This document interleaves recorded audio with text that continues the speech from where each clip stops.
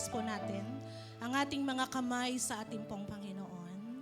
Hallelujah! At mag-usalo tayo ng pasasalamat sa lahat po ng kabutihan at katapatan ng Panginoon sa buhay ng bawat isa po sa atin.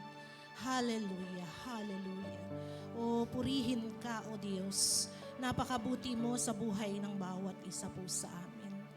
Kulang ang salita, Panginoon, upang ikaw ay pasalamatan. Kulang, Panginoon, Lord, ang bawat salita na lumalabas sa aming mga labi.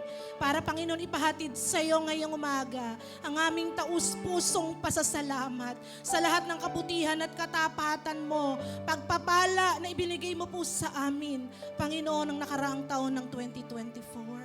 Salamat po, Diyos. Ito po ang araw ng linggo ng pasasalamat, Panginoon. Pasasalamat sa lahat ng kabutihan mo sa buhay ng bawat isa po sa amin. Hayaan mo na sa umagang ito'y matigib po ng tunay na pagsamba, pagpupuri at pasasalamat ang puso ng iyong mga anak na dinala mo sa umaga pong ito. Hallelujah. At tunay nga po, Lord, patuloy naming idinadalangin ang joint service na ito. Panginoon, hayaan mo po na patuloy na samahan mo ang gawain mong ito.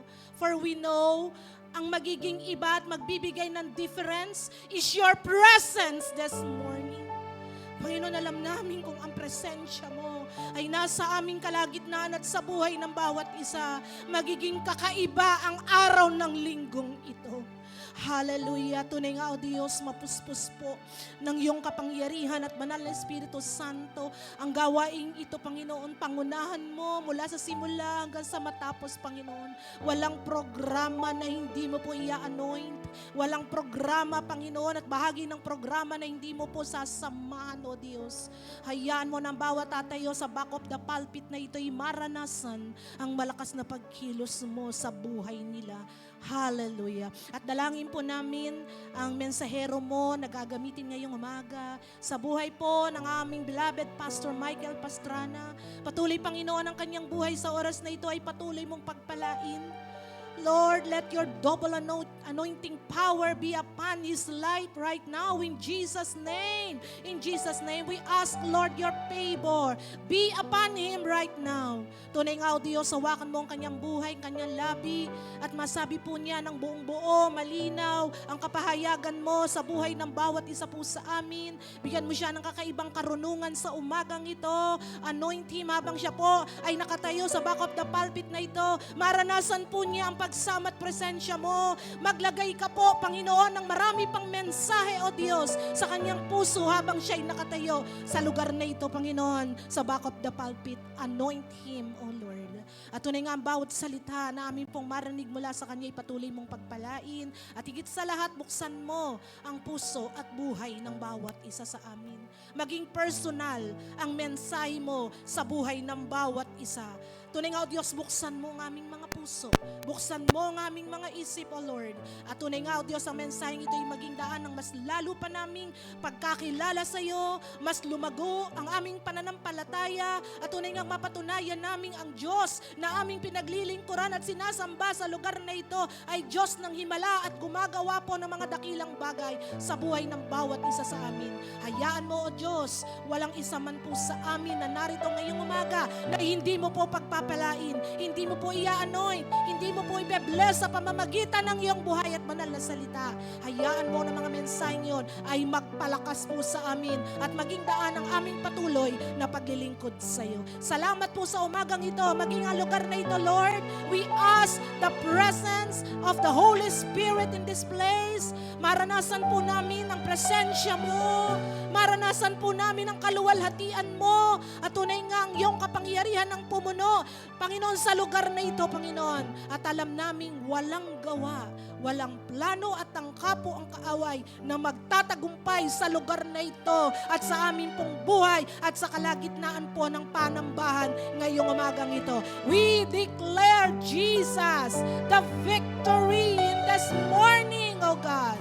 We declare, Lord, the victory. We declare that Jesus is Lord over this Sunday worship service. We declare that Jesus is Lord over this place. And we declare Jesus is Lord over our lives. In the name of Jesus, in the name Jesus. To you, O Lord, all the glory, all the praise, in the mighty name of our Lord Jesus Christ. And everyone says, Amen and Amen. Hallelujah. Hallelujah, Jesus. Hallelujah.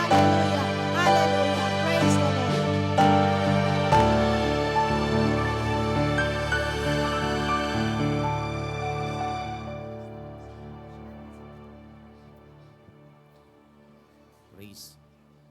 Praise the Lord, praise the Lord. Palakpakan ho natin minsan pa ho ang Panginoon.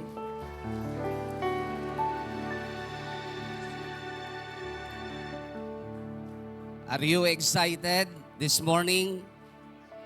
Pwede ho bang pakibati sandali ang inyong mga katabi po? Sabihin niyo po sa kanya, isang mapagpalang umaga. Sa kanang kaliwa po, and happy New Year na rin po. Pakibati nyo na rin po, baka makalimutan nyo pa.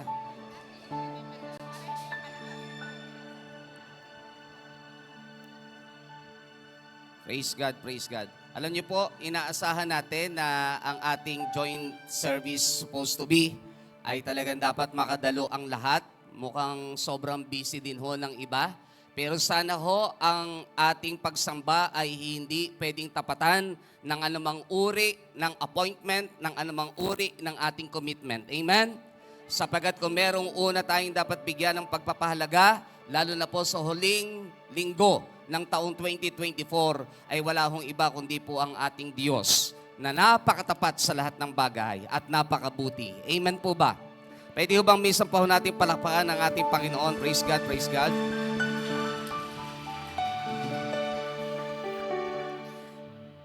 Isipin nyo nga po, meron ho ba kayong mga dapat na ipagpasalamat sa Diyos? Marami ho ba?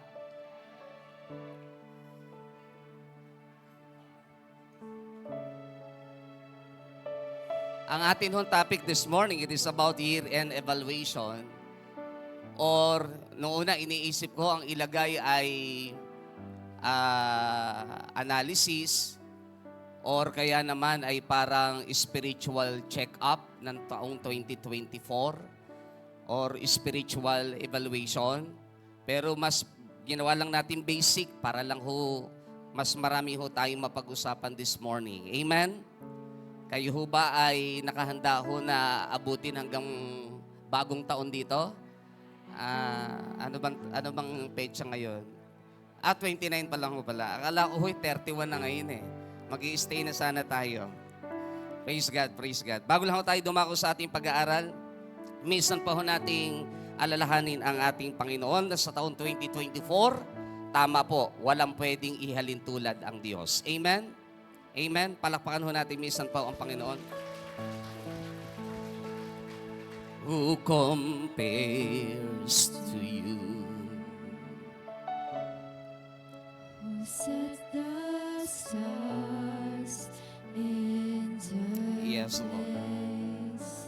You calm the raging seas that came crashing over me. Crashing over Who compares? Who compares to you? You who bring the morning light.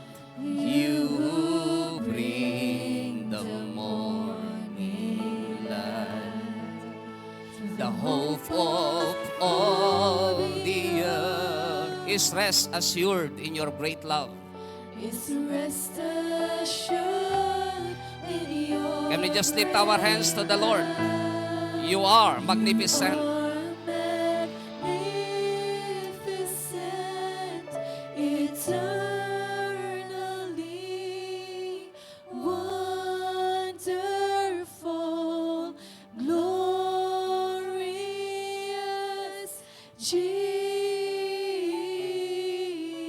Jesus. No one ever will compare. You are magnificent. You are magnificent, eternally wonderful, wonderful, glorious Jesus.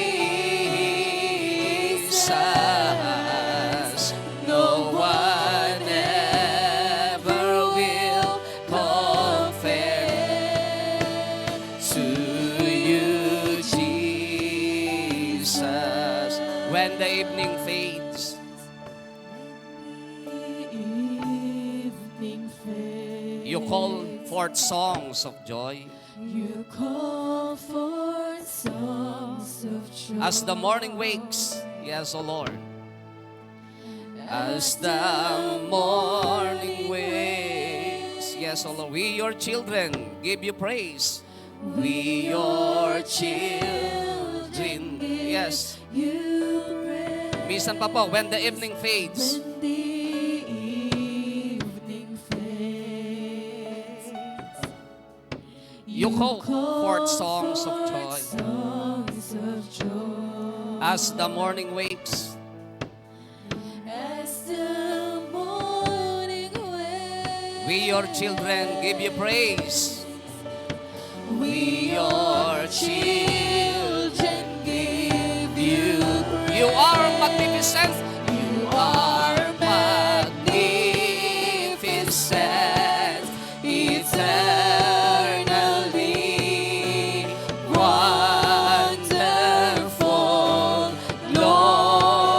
glorious Jesus. No one ever will come. You are magnificent. You are magnificent, eternally wonderful, glorious Jesus. No one ever will compare to you, Jesus. As the instrument plays in our midst, bibigyan ko po kayo ng pagkakataon na manalangin, umusal ng pagpapasalamat sa Diyos. Dahil sa taong 2024, itinawid tayo ng ating Panginoong Diyos. Sa napakaraming pagsubok, sa napakaraming problema, come on church, this is the time na tayo ay magpasalamat at magsambit ng pagpapasalamat at pagpupuri sa Diyos.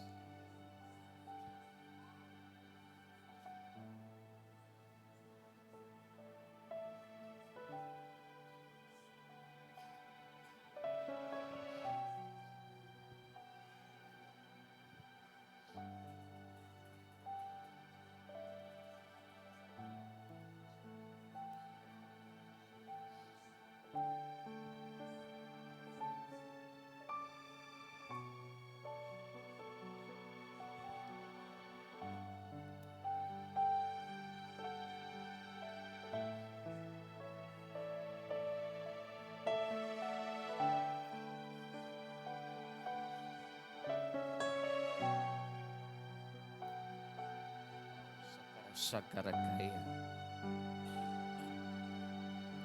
Yes, O Lord. Hallelujah. Kulang po ang bawat salita na pwede po namin banggitin kung gaano kakabuti at kadakila sa aming buhay. Salamat po, O Diyos, dahil ang taong 2024, bagamat napakarami namin pinagdaanan, at minsan na hindi namin alam kung paano kami makatatawid, kung paano, Panginoon, ang gagawin po namin para kami ay makatayo ng matatag. Nagpapasalamat po kami sa mga panahong kami pagod, sa mga panahong kami, Panginoon, ay sumusuko, pero kailanman hindi ka sumuko sa aming mga buhay. Maraming pong salamat.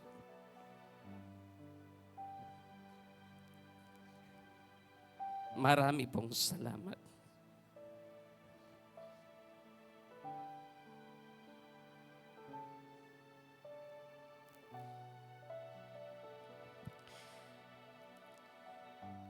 Thank you, Lord, for saving our families, Lord, our loved ones. And thank you, Lord, for saving our service to you. Thank you for everything, Lord. Maraming pong salamat. Maraming pong salamat.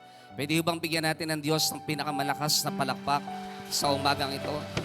Palakpak para sa taong 2024 sa kanyang kabutihan at sa kanyang kadakilaan.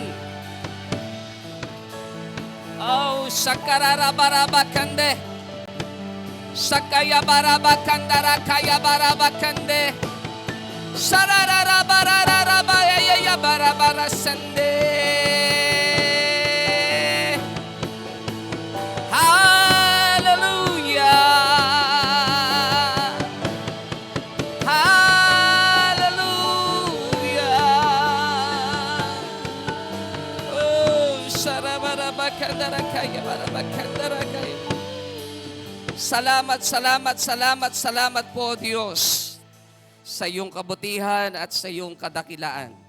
Hayaan mo, Panginoon, ang umagang ito maging umaga ng punong-puno ng pagpupuri at pasasalamat. At hayaan mo kaming lahat ay tigibin mo ng iyong kadakilaan. Tigibin mo ang aming puso't isipan ng iyong kaluwalhatian. Minsan pa pang pamanghain mo po kaming lahat at patuloy na ipadama mo ang iyong kapangyarihan sa aming kalagitnaan. Banal na Espiritu Santo, ikaw po ang malayang manguna sa aming kalagitnaan. Ikaw po ang patuloy na kumilos, ikaw po ang patuloy na maitaas, maging dakilang guro at tagapagturo. Yes, Holy Spirit, move in your own special way. Hindi po ang nais at gusto ng tao ang maganap, kundi ang nais mo lamang ang maganap. Hindi po ang aming mga sariling kalooban, kundi ang sarili mo lamang kalooban ang maganap sa aming kalagitnaan. Maraming pong salamat, O Diyos. Hayaan mo, Panginoon, minsan pa sa pagpasok namin sa panibagong taon ng 2025, bago namin lisanin ng taon 2024, marami kami, Panginoong, alalahaning kabutihan na ginawa mo sa aming mga buhay. Maraming pong salamat. Misa pa ho natin palakpan ng Panginoon. Yes, O Lord. Yes, O God. Yes, O Lord. Yes, O Jesus. O Lord. Hallelujah, hallelujah, hallelujah, hallelujah. Yes, O Jesus. Yes, O Lord. Hallelujah, hallelujah. Oh, praise God, praise God, praise God, praise God. Yes, O Lord. Yes, O Lord. Yes, O Lord. Maraming pong salamat. Sa iyo lahat ng papuri, paglawalhati, pagdakila, sa pangalan ng aming Panginoong Jesus. Amen and amen and amen.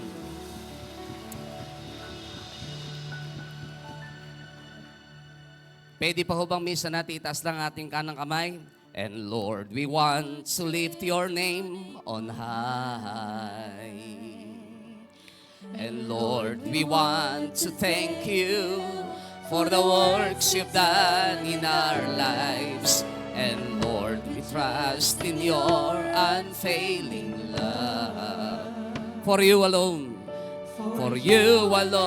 our God eternal, through on earth and heavens above. And Lord, we want to lift your name on high.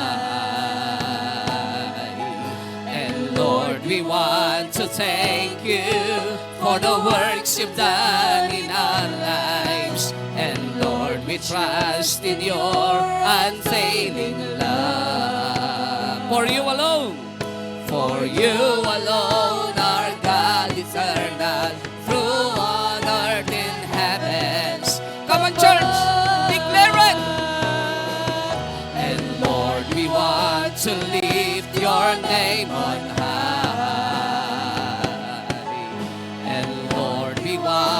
Thank you for the works you've done in our lives. And Lord, we trust in your unfailing love.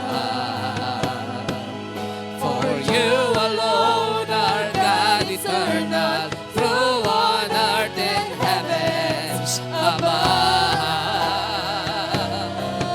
And Lord, we want to lift your name on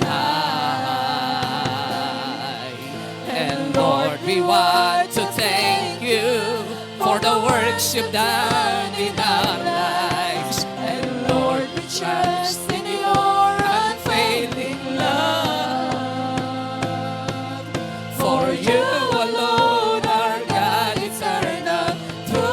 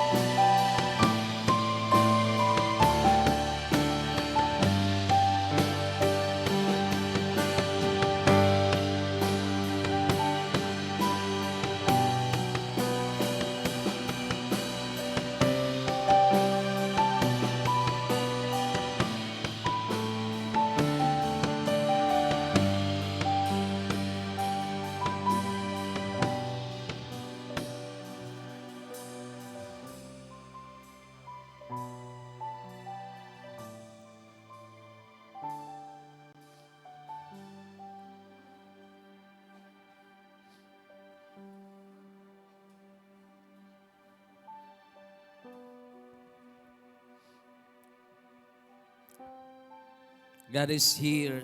Please honor God.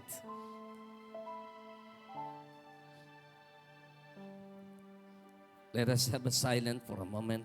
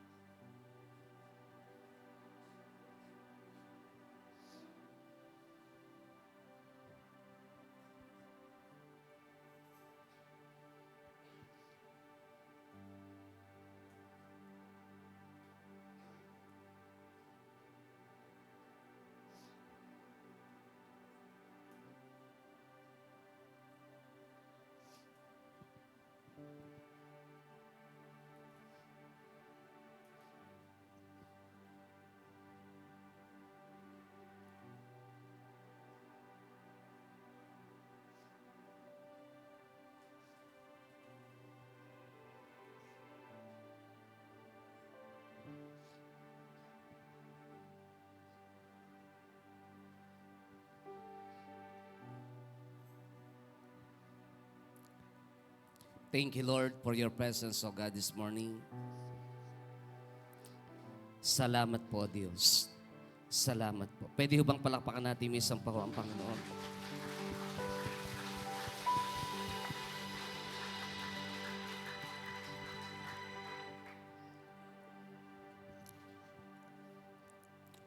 Our year-end evaluation. Ang ating pinaka-text po ay in Psalm 90 verse 10 after verse 12 NIV translation. Our days may come to 70 years or 80 if our strength endures, yet the best of them are but trouble and sorrow. For they quickly pass and we fly away.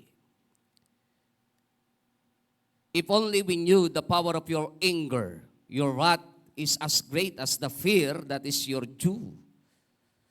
Teach us to number our days that we may gain a heart of wisdom.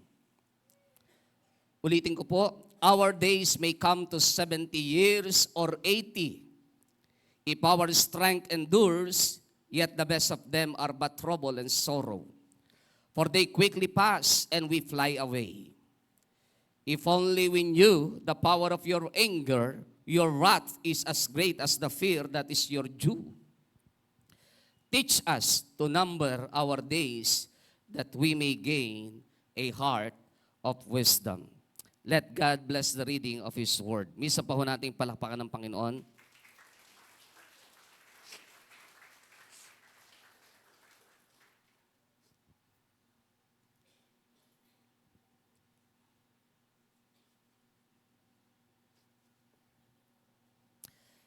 December 20, 29. O December 29 po ngayon, 2024. Kahapon po ay, habang kami po ay nasa workers empowerment, leaders and workers empowerment or conference, ay naisip ko hong bigla na napakabilis po pala talaga ng panahon. Let's look back. First, on our victories. Kumusta po ang lahat ng tagumpay na mayroon po kayo? Tanungin niyo ako ang nasa kanan at kaliwa niyo, kumusta ang lahat ng tagumpay na mayroon po kayo?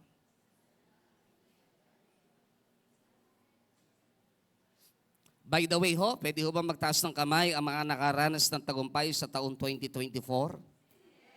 In one way or another, palakpakan po natin minsan pa po ang Panginoon. Pakitaas din ho ang kamay ng mga yumaman. Parang ayaw nyo hong makita kayo ng finance department. Wag na ho magtaas ng kamay. Yung mga maraming tinanggap na bonus, yung mga marami hong mga tinanggap na pagpapala. Tomorrow po ay doon palang gaganapin ang Workers and Leaders Christmas Party. Hindi naman ho masamang yung victory nyo, baka maranasan ng mga manggagawa nating naglingkod sa loob ng isang taon, pwede ho kayong magbahagi at makibahagi. Wala hong problema. Huwag nyo ho kami sorpresahin bukas ng umaga na magdadala ho kayo dito ng kung ano mga pagkain at regalo. Ay huwag nyo hong gagawin po yan. Wag po. Dahil bukas pa lang ho gagawin ang Christmas party ng workers. Ang pinag-usapan ho ng mga manggagawa, lahat ng mga natira nyong pagkain, pwede nyo hong dalhin dito. Pero hindi naman ho ganyan ang Diyos. Dahil ang Diyos ho kung magpala ay sobra-sobra. Amen? So marami ho sa ating nakaranas ng napakaraming tagumpay ng buhay. Pero ilan ho ba dito yung tagumpay ay naibahagi nyo din naman sa iba o sa pamilya? Naalala nyo ho ba ang inyong mga mahal sa buhay sa lahat ng mga nariritong nagtatrabaho? Naalala nyo ho ba sa lahat ng mga wayan na meron ng work para alalahanin ng mga tao din naman nagmahal sa inyo? Naalala nyo din po ba sa lahat ng naririto na pinagpala ang church na inyong kinabibilangan? Huwag ho kayong kikibo, lahat ng ito itatanong ko lang. Naalala nyo ho ba ang mga taong pinagpala din ng inyong buhay? Napagpala nyo din po ba sila? O sinarili nyo po ang pagpapala? Madalas kong sabihin, maraming pagpapala na hindi ho kayo binigyan ng Diyos dahil sa inyo. Maraming pagpapala, yun ho pala ay para ipagkawang gawa po ninyo sa iba din naman. Andyan pa ho ba tayo? Nagpa-change oil ho ako. Anong date ba yon? I forgot the date. Bago magpasko, no? 26. December 26, tapos na ang Pasko. Noon mag-abot ako dun sa agent ko na nag-aasikaso ho sa akin, napansin ko nagbubulungan lahat yung mga security na nasa labas. So, the Lord spoke to my heart na this is the time to bless them. So, tinignan ko ho yung lagayan ko ho ng marami ho akong lagayan ng pera sa loob ng sasakyan . Baka lang hindi nyo na itatanong.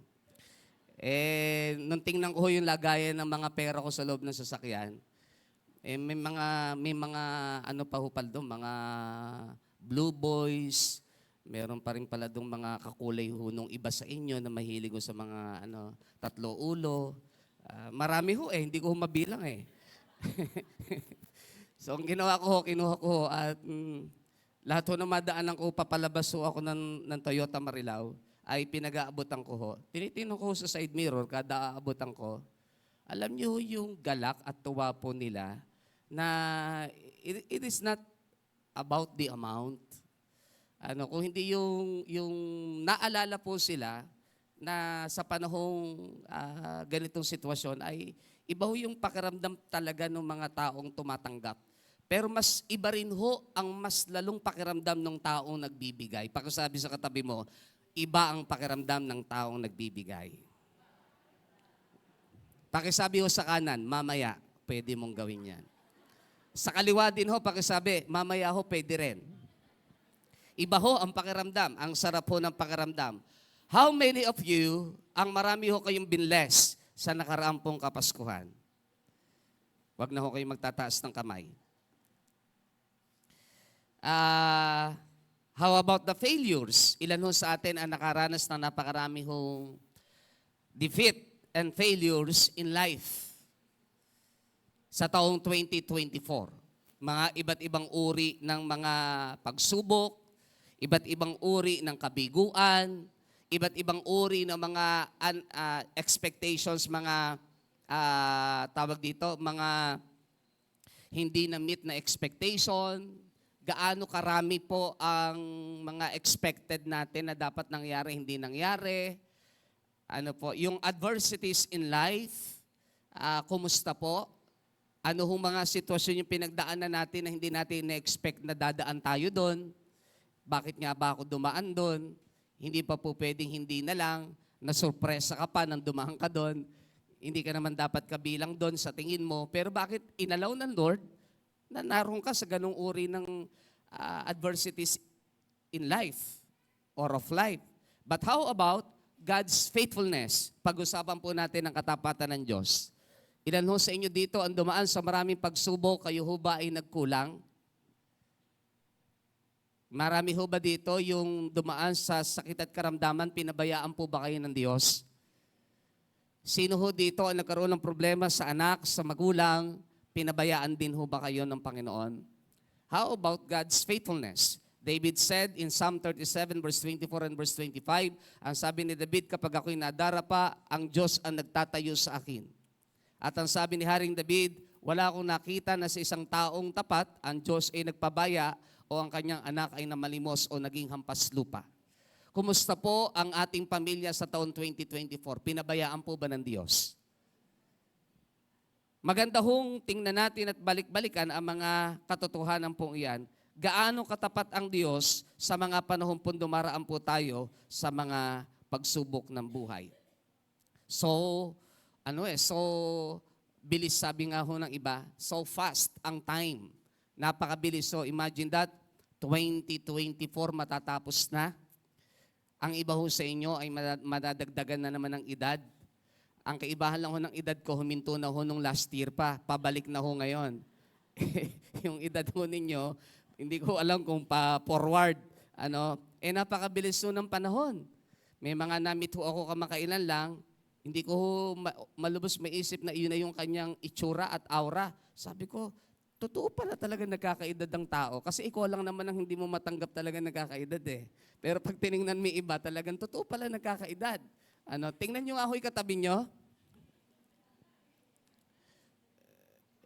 May kasama ho kami kahapon eh. Sabi ho ni Pastor Bong, sabi niya, Pastor Michael, ang kaibahan lang dito sa kasama natin, ito hindi nagkakaedad, walang guhit ang ang noo eh. Pati ibabaw, wala ring guhit eh. Ang kaibahan lang, wala na rin siyang buhok, ang sabi niya sa akin. Sabi niya, hindi nagkakaedad, nananatiling baby. Bawat isa sa atin talaga naman napakabilis ng panahon. Nakita niyo na ho ba sarili po ninyo na kung gaano na po ang edad niyo po ngayon, whether we like it or not, lahat naman ho tayo pinababata ng Diyos, pero pagdating sa edad, talaga hindi mapigil ang edad, umiinugo ang mundo eh. Andyan pa ho ba tayo? Sa aminin nyo po't sa hindi, gawin nyo man pong February 29 ang birthday nyo, umiinog pa rin ho ang mundo. Di ho ba? Patuloy pa rin po siya. Kung God's faithfulness ang pag-uusapan, talaga hindi natin pwedeng pigilan ang katotohanan ng napakatapat ang Diyos, hindi natin pwedeng pasubalian. Amen? Isa nga hong malakas na palakpak para po sa Diyos. Pero ibalik ho natin, gaano naman ho tayo naging matapat sa taon 2024? Mag-iisa-isa ho ako, baka lang po sakaling tumama. Kumusta po ang lahat ng mga nangako sa Cornerstone? Bago ho ba matapos ang December 31, mababayaran niyo po ang inyong pangako? Maibibigay niyo po ba ang suporta natin sa Cornerstone? Sa ayaw niyo po sa gusto. Dapat ho, naging matapat tayo dyan. Kumusta po ang inyong tithes? Pakitanong niyo nga po ang inyong kanan, kumusta ang ikapu mo? Ang kaliwa, tanongin niyo po, parang wala akong sinabihan na iba. Kinakabahan ho ba kayo? Tanongin niyo ho'y kaliwa, kumusta ang ikapu mo? Nagbibigay ka ba? Tanongin niyo po, mata sa mata, nagbibigay ka ba? Isa pa ho, mata sa mata, humanap po kayo ng partner. Sige, hindi ho ako nagbibiro. Humanap po kayo ng partner, meron ho akong ipapagawa sa inyo. Tingnan niyo po ng mata sa mata, katabi niyo, tanongin niyo po siyang, matapat ka ba? Tingnan niyo po mata sa mata, bago niyo ho itanong. Hindi ho, siniko mo lang eh. Nandadaya ho kayo eh. Mata sa mata, eye to eye contact. Sinisiko niyo lang eh. Tanongin niyo po, matapat ka ba?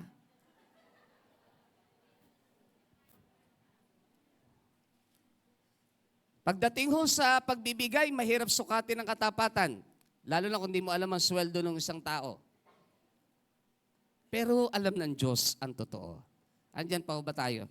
Gaano kayo naging matapat sa ikapo?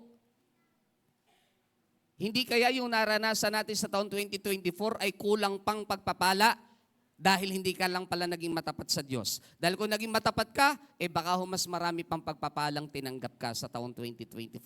Andyan pa ho ba tayo? Maganda ho sanang nakumusta nyo ho ng may katapatan ng inyong katabi. Kung gaano siya katapat sa pagbibigay ng kanyang ikapo pagdating sa Diyos. Gaano ho tayo katapat naging totoo sa Diyos pagdating sa pagsamba? Huwag ho magtataas ng kamay. Magtatanong po ako. Ilan po sa inyo, kung i-check namin ang attendance, na hindi kayo pumalya at umabsent ng 2024 sa pagsamba, ilan ho kaya ang naririto?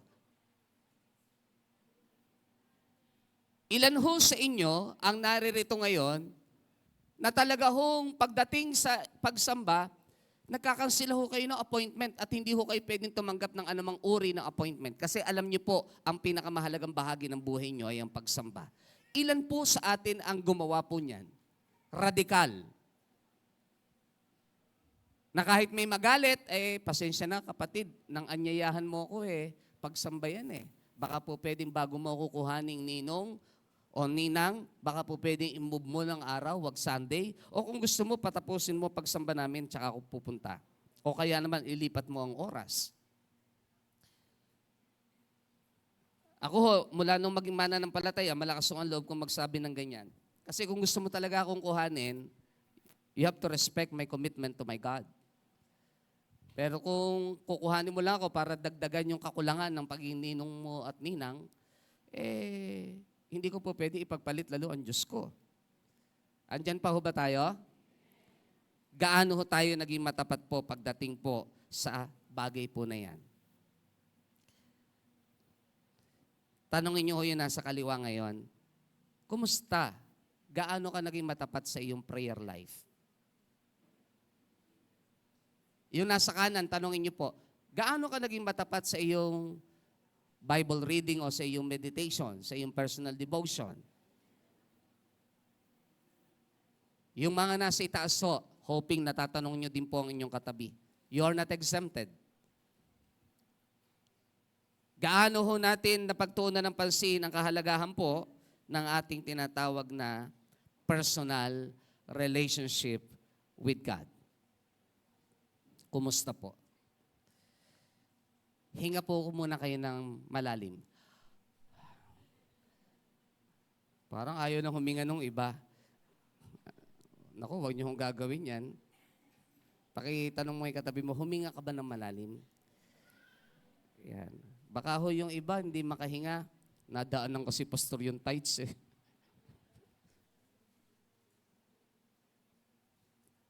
Kinakapos ako, pastor, na hininga pag ang pinag-uusapan ni ikapo. Nako, talaga hong kakapusin kayo ng hininga dahil dyan lang ho nagpasubok ang Diyos. Amen? Kung di pa ho kayo naging matapat, ang laki ho ng problema. Okay. Sa taong 2024, ayoko hong pag-usapan lang yung kabutihan ng Diyos Pero silipin natin kung gaano katapat ang Diyos sa senaryo ho na tayo ho ay dumaan sa matitinding pagsubok ng buhay.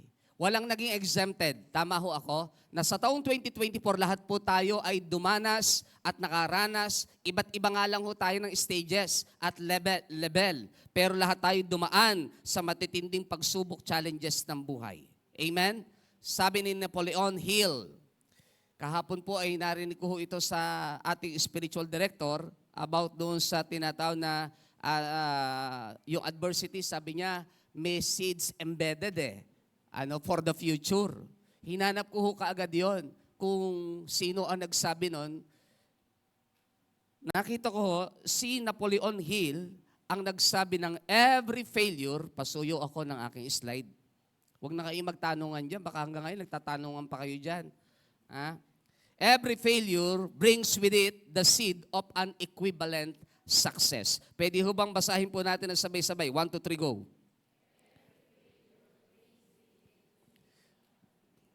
Damandama ko ho ang inyong excitement at ang inyong motivasyon. Sobra, papasok kayo ng 2025, sobra kayong masigla. No? Isa pa ho. Yun ho bang nasa likuran, may speaker ba sila ron? Meron? Naririnig niyo po ako? Wala daw. Naririnig niyo naman po. Sigurado ho kayo? Hallelujah! Ayan. Parang di ho kayo nagulat eh. Narinig niyo ako? Narinig. Okay. Pakibasa ho ng sabay-sabay. 1, 2, 3, go. Every failure brings with it the seed of an equivalent success. Every failure, ang sabi ni Napoleon Hill, lahat ng uri ng kabiguan ay nagdadala ng tinatawag na punla o buto ng tinatawag na equivalent success, meaning in the future.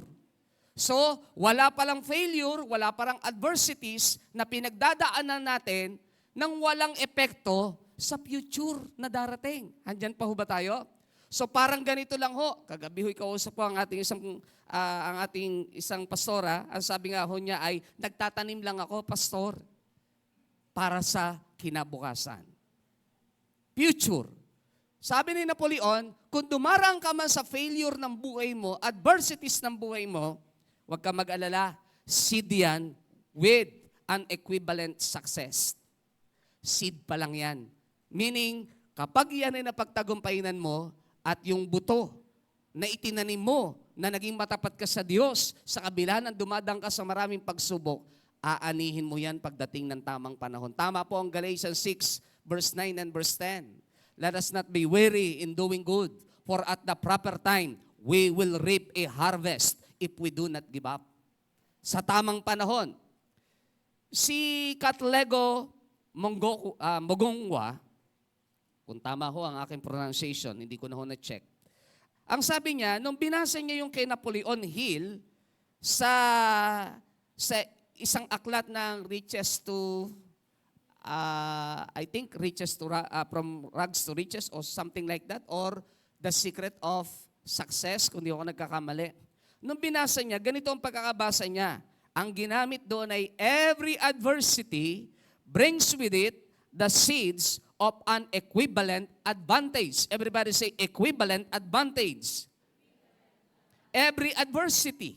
Lahat ng pagdadaanan mo na iba't ibang sitwasyon, senaryo ng buhay, ng paghihirap ng kalooban, laban ng buhay, legal man o hindi, sa pamilya man o relasyon, sa ibang tao man o sa loob ng church, every adversity brings with it the seeds of an equivalent advantage. So meron pala tayong tinatawag na matatanggap na equivalent advantage kung ikaw ay dumaan sa matitinding pagsubok ng buhay. Kasi lahat pala ng iyon ay buto lamang at punla lamang na itinatanim mo para sa future mo.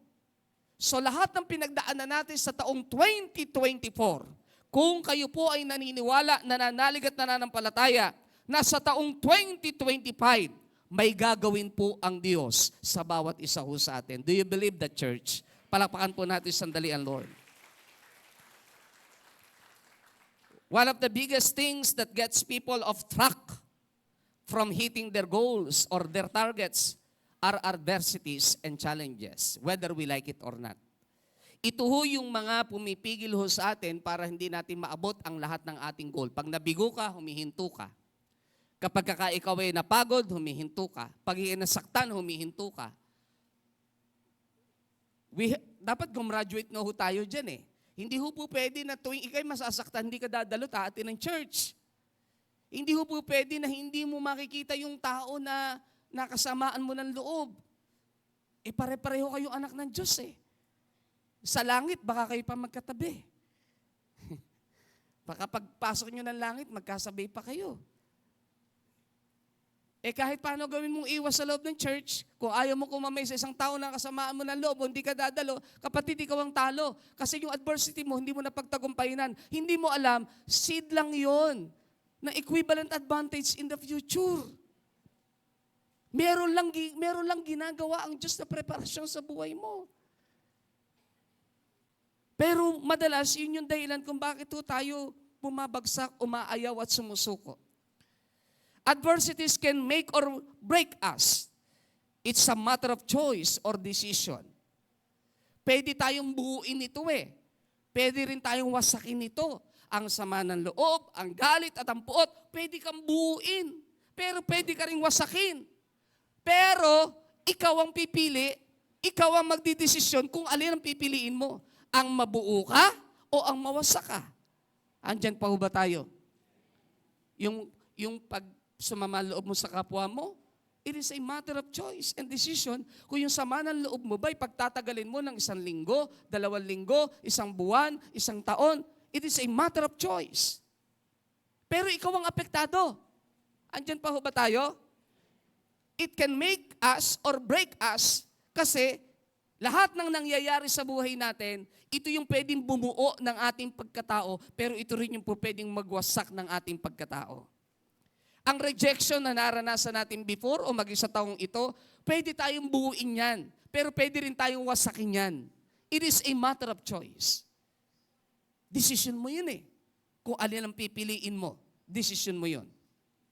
So mahalaga ho makita ho natin na paano ba tayo kumikilos at gumagalaw kapag dumating ho tayo sa punto ng ating buhay na dumadaan na sa mga pagsubok ng buhay. Let's look back in the life of Joseph na madalas ho natin mabanggit. Pero bigyan ho natin ng konting detalye, baka ho makatulong sa atin sa umaga pong ito para ho sa mensaheng naisundali ng Diyos sa buhay po ng bawat isa ho sa atin. Tingnan ho natin ang mga naranasang adversities in life ni Joseph. Adversities in Joseph's life. Number 1, hated by his own brothers. Alam na alam po natin yan. Siya po mismo ay kinamuhian ng kanyang sariling kapatid. In Genesis 37, 4 and verse 8, ganito po ang binabanggit. When his brothers saw that their father loved him more than any of them, they hated him and could not speak a kind word to him. Imagine that. Nung makita ng mga kapatid ni Joseph na ipinagawa siya ng magandang tunika o damit ni Jacob, nainggit ang kanyang mga kapatid. Na nakitang sobrang mahal na mahal si Joseph ng kanilang magulang. So ano ang ginawa ng kanyang mga kapatid? They hated him and could not speak a kind word to him. Hindi sila nagsasalita ng magagandang bagay. Panipangit ang sinasabi nila about Joseph. Sino ho sa inyo ang nakaranas dito na kapag kakaharap ho kayo, lahat ng magaganda ginagawa, lahat ng mabubuti kung kamayan ka. Sister, kumusta ka? Kumusta ka? Pero pag talikod, ang ugali niyan, iba yan. Sino sa inyo nakaranas ng ganyan? Walang magandang salitang binitawan. Lahat pangit. Pero in verse 8, pag tinignan natin, ang sabi niya, his brother said to him, do you intend to reign over us? Ang context, ang sabi ni Joseph, na naginip ako, nakita ko na ang aking belita, alam niyo ba yung sa, gagamitin ho natin yung ating context para maintindihan nyo. Alam niyo po ba sa bukid, yung pagka gumagapas, ang tawag ho doon sa naipong uhay na may palay ay belita. Sa amin ho, ewan ko dito kung ano tawag ano. So, ano tawag sa inyo? Ha? Hindi ko kayo maintindihan. Okay na po yan. Sige. Sabi niya na panaginipan ko lahat nung mga, mga inanin nyo o parang trigo, something like that, lahat yumukod sa akin Nagalit. Tapos na ho tayo dyan. Napakasaya niyo po talaga. Nagalit ang kanyang mga kapatid. Ibig mo ba sabihin, maghahari ka sa amin? Magre-reign over us ka sa amin? Yung ba ang ibig mo sabihin? Will you actually rule us? Joseph? And they hated him all the more. Everybody say, hated him all the more. Because of his dream and what he had said. Because of his dream. All the more. Sino sa inyo nakaranas nung, yung bang nagpatong-patong na yung sobrang pagkamuhi sa iyo ng mga taong nakapaligid sa iyo? Ang mabigat kay Joseph, sarili ho niyang kapatid. Pinakamahirap po na dumating sa punto ng ating buhay kapag kang involved ay mga taong hindi mo ina-expect, mahal mo sa buhay. Mas mahirap kung loob ng church. Andyan pa ho ba tayo? Pakitingnan nyo nga yung nasa likuran nyo. Tiyak yung katabi nyo, pinili nyo yan eh. Yung nasa likuran nyo, pakitingnan. Yan ha. Yeah. Yung iba, pagka mang-aasar, mang-uuyam at bagong gupit, hairdo, uupo doon sa unahan ng kagalit niya. Di ba? May ganun eh, may ganun. No? Kumusta po yung tiningnan nyo? Okay naman po kayo niyan. Okay naman po relasyon nyo sa kanya. Si Joseph, they hated him all the more because of his dream. Naiinggit yung mga kapatid niya, naiinis. Dahil, bakit sinasabi mo sa amin isang araw magro-rule over us ka, magre-reign over us ka? Eh, ang bata ni Joseph, 17-year-old during the time. Para sabihin mo sa amin yan. Tapos, kami pa yuyuko sa iyo? Oh, parang imposible yan, Joseph. Kahit kailan din namin pwedeng gawin yan. Isa ho sa adversities ng buhay na dinaanan ni Joseph ay ang kamuhian siya ng kanyang sariling kapatid. Hindi ko alam kung meron sa ating kalagitnaan na dahil lang sa lupa ay magkaaway ho kayo ngayon ng inyong kapatid. Dahil lang po sa mana ay pinamanahan na nga lang nag-aaway pa. Hindi naman sa inyo talaga yan. Pero nag-aaway pa kayo, no? Pwede nyo hong i-donate sa church, walang awayan. Hindi ba? Pakisabi nyo sa mga kapatid nyo na inaaway kayo dahil sa lupa lang, magkaroon kayo ng challenge, i-donate na lang kaya natin sa JIL Church. Para lang sa gayon, huwag na tayong mag-away. Maganda relasyon natin siguro pag dinonate natin. Masarap pa pakiramdam. Nakatulong ka pa. Andyan pa ho ba tayo? Eh pag uwi naman natin sa langit, wala naman magmamayari ng lupa natin eh. Eh ba't hindi natin gamitin for the glory of God? Parang seryoso yata si pastor. Eh, hindi naman ako nagbibiro dito. Kung alam niyo kung kayo kinukumbik ng Lord, eh why not? In Isabela nga, baka tayo ay mapanood sa ano eh. In Isabela nga, ang donation ng lupa, tanungin niyo ho ako kung gaano kalalaki. Hectares by hectares. Hektarya. Hindi 100 meters, hindi 200 meters, hindi 1,000 meters. Hectares ang idinodonate. Wow. Sabi ko kay Pastora Daisy, wow. Grabe, Pastora. Hektaryan lupa ang idinodonate sa Region 2. Kapag ikaw natutunan mong mabuhay para sa Diyos lang at alam mong ang magbibigay ng karangalan at ng kagalakan sa puso ng Diyos ay ang bagay na gagawin mo, eh kahit ano, kaya mo ibigay sa Panginoon. Andyan pa ho ba tayo? Kaya tayo, minsan, hindi tayo pwede mag-question sa Lord eh. Kung tithes lang, hindi ka matapat eh. Paano mo questionin ng Lord sa pagpapala? Mahalaga ho na maintindihan natin kasi ang topic ho natin year-end evaluation eh. So lahat dadaanan natin talaga, no? So si Joseph hated by his brother. Pangalawa, adversities in Joseph's life. Jealous by his own brothers. Not only hated, but pumasok ang tinatawag na jealousy. Genesis 37:11, his brothers were jealous of him, but his father kept the matter in mind. Ano ay kinuwento ni Joseph? Eh pati yung araw, pati yung buwan, eh yuyukod sa akin kasama yung kanyang mga kapatid. Sabi ni Jacob, ibig pa sabihin, pati kaming magulang mo yuyukod sa'yo? Nagalit si Jacob eh. Nagalit yung mga kapatid. Pero in verse 11, nagselos ng malalim ang mga kapatid ni Joseph, but his father kept the matter in mind. Nag-isip din si Jacob. Kasi si Jacob ay believers ng Diyos ng Israel. Nag-isip din siya. Siguro, inisip din ni Jacob, baka nga, posible. Wala na yung posible sa Diyos. Hindi din niya alam, pero sa isipan niya, iningatan niya yung sinabi ni Joseph. Bakit ba sinabi ng anak ko na isang araw ay darating kami sa ganitong punto ng aming buhay na kami yuyukod sa kanya? Actually, pag si Joseph din ang tinanong mo, hindi din naman niya alam yun. Nanaginip lang eh. Kaya minsan mahirap din na nanaginip. Yung iba nag-share lang na misinterpret pa. Eh minsan mahalaga din po kasi maayos yung pagbabahagi. Baka masyadong ang dating ng pagbabahagi, parang ikaw lang ang anak ng Diyos na pinagpala. No? Pero sa context, hindi din naman alam ni Joseph kung ano gagawin ng Lord. In fact, kapag pinag-aralan natin ang kanyang buhay, siya mismo at the back of his mind, posibleng nagtatanong, ang ganda ng plano ng Diyos at panaginip ko pagkatapos nagsimula ang lahat. Kinainggitan, pinagselosan, ibinenta ng kanyang mga kapatid. Alam niyo po, ang spirit of jealousy, kapag nakapasok sa puso ng isang Kristiyano, ng isang tao, kayang pumatay.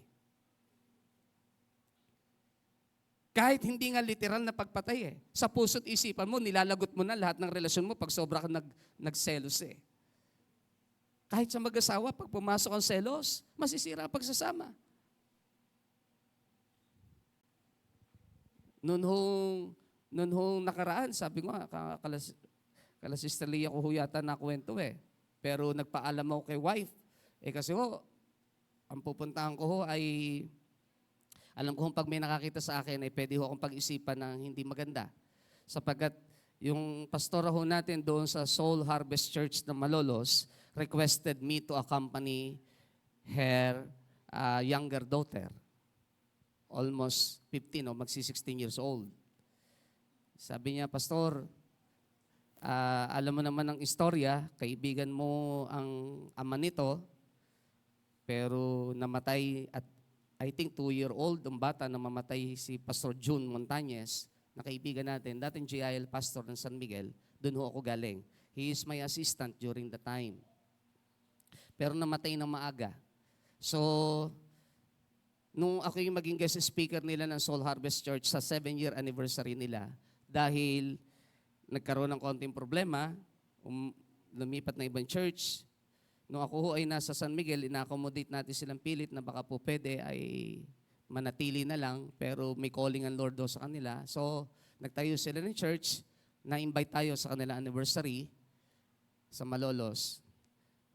Pero patay na si Pastor Junon, 2-year-old. Ngayon yung bata 16, magsi-16. Sabi ng magulang, Pastor, baka po pwede na sabi ng anak ko, gusto niya ikaw ang ka-date niya.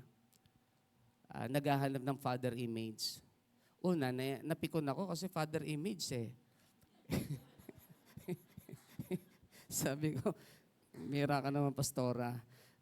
Ang bata-bata ko, 2 taon lang yata edad ko sa anak mo eh. Natatawa siya. Sabi niya, hindi pastor, walang biro kasi gusto niya, alam mo ba pastor, pinag-iipunan ka niya. Ibibili ka daw niya ng regalo. So, to cut the story, pinagbigyan natin, punta ko kami ng Malolos. Siya ang naglagay ng itinerary saan kami pupunta. Nasa Robinson lang naman kami. Of course, mas mainam na public kaysa private, pero sa public, mas maraming mata. No? Kain daw kami sa udon. Sabi niya, makwento yung bata. Talaga naghahanap ng father image. Lahat ng nangyayari sa school, kinukwento niya. Baka nga manunood siya. No? Pasensya ka na. Makwento. Tapos, nagbigay siya ng regalo. No? Nanonood ko kasi sila ng ating YouTube eh. Bigay sila ng regalo. Yung Sunny, alam ni Joy mo yun eh. Kalimutan ko. Sunny, flask, no? Yung parang kagaya ng aqua flask, no? Na nung unang lumabas ang aqua flask, nakita namin ni Jen kung gaano kayayabang yung medala niyan eh. Pumain kami sa NLEX, Chowking. Mayroong pumasok, may dalang aqua flask, unang labas eh. Dala-dalang ganyan, nakaganyan, taas na kaya. Tapos, doon sa harapan ng table, ibinabang ganon. Tapos pagbukas, sabi niya, aqua plus lang, no? Sabi ko, sarap ni Sir Anuhan, no? Aqua plus, no? Nagbigay siya ng maganda yung napapalitan, pwede mo i-design anong kulay yung gusto mo, pati takip, everything, kaya ako nababanggit, nabanggit lang dito yung spirit of jealousy. No? Kapag may mga taong mag-iisip sa iyo ng hindi tama, lahat na lang talaga iisipin sa iyo pagka talaga may pag-iisipan. Kayong pastor natin sa Baliwag na pagka gusto ko talaga gawa ng hindi tama, no? Natapatan lang na umulan. Uso pa noon ang sinihan nung araw di ba? Uso pa sinihan nung araw Nagkataong umulan bigla. So wala sang choice.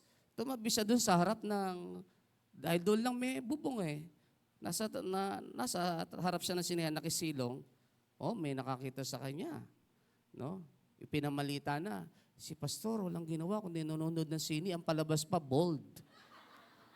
Di ba? Yung mga Marites Club, talaga magagaling gumawa ng ano yan eh. Magagaling gumawa ng, kamuntik na ma-DA yung pastor. Dahil lang sa mga magagalingan dilang magtahi-tahi. Ano? Yung iba, hindi ko, nagtataka ko yung iba, yung dila may mga sinulid at karayom pa eh. Pakitingnan nyo sandali.